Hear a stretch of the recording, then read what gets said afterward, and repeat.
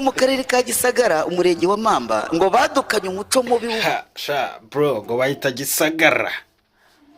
bahita muri Gisagara bro ngo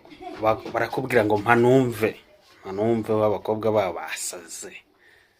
basaze bro ngo bimeze nabi sha nibisaze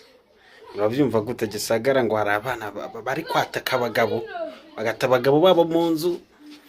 bakagenda bagashaka insoro abasore baba bafite ubwoba bwinshi cyane ibintu bimeze nabi aho ni muri Gisagara uburaye bise ngo mpanumve reka tubanze twumve Moise Munyaneza uyu muco uvuga w'abahungu ngo mpanumve cyane kubwe ko nimba jewe musabya kama nanjye sinabyanga abahungu bararengana nta mukobwa uzaba uri mu rugo ngo umuhungu azi wanjye ngabwira umukobwa wanjye ngo ngwino tubipange oya bararengana n'abakobwa babishyira je nimba nitambukiye mu muhanda umukobwa kamwe ati ndagushaka nanjye mba nitambukiye abana bakuru none se madamu umunyamakuru uramukubitira iki ngaho yumvira none hari umubyeyi urimo utaza amakuru azi ngo biriya ngo nabo mu karere ka Gisagara gusa no mu tugize umujyi wa Kigali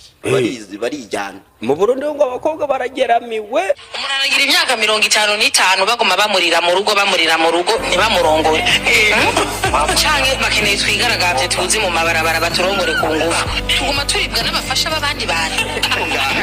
icya mbere nkurikije imyaka ya umusore ugeje imyaka 25 arongore atararongora ngo bajye kumwirukana mu gihugu oya kugira yari marwa Gasabo yabifunze abantu barimo banuza babakatiyeho burundu erega namwe Minisiteri y'umuryango nayo n'abakurikiza ntabwo uzi icyiza byo gutunga umugore none se ndakekera tubwira icyo ukeka erega namwe nta kintu mukora kidushishikariza kurongo kandi mugenda mwumva reka dusaba abagabo bubatse bahora baza kuduhungiraho niba bazajya bagira ibibazo bajya bagerageza uburyo basi bajya mu marogi iyo baje kuduhungiraho twebwe abasore rero abaza batubwira ibibazo nuko bigenze dutinya natwe kuzajya turara tubundabunda ngo